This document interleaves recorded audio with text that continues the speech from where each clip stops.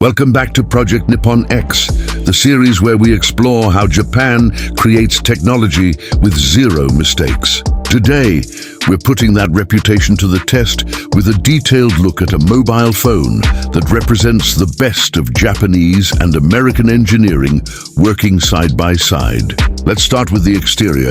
The first thing you notice when you pick this phone up is the build quality.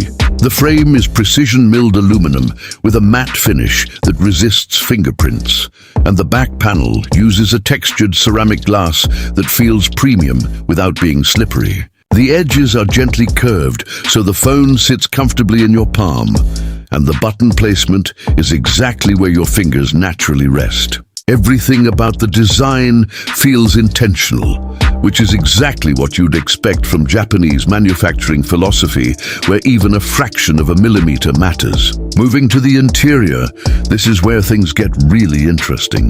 The display is a 6.5-inch OLED panel with a 120 Hz refresh rate, and the color calibration is done at the factory level, meaning every single unit goes through individual testing before it ships. Under the hood, you'll find the latest chipset paired with 12 gigabytes of RAM, and a cooling system uses a vapor chamber design originally developed for Japanese gaming devices. The battery is rated at 5,000 milliamp hours, with fast charging that gets you from 0 to 70% in about 30 minutes. Now, performance.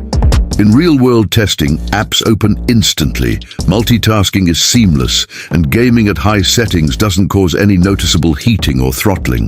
The camera system, co-developed with Japanese optics engineers, delivers sharp images in daylight and impressive low-light shots thanks to the large sensor and advanced image processing. Call quality and signal reception are excellent, and the software experience is clean with minimal bloatware.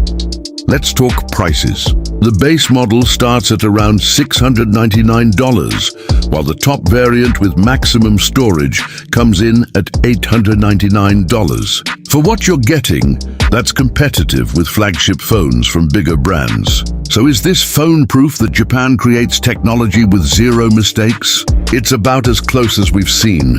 If you enjoyed this review, hit that like button, subscribe to the channel, and turn on notifications so you never miss an episode of Project Nippon X.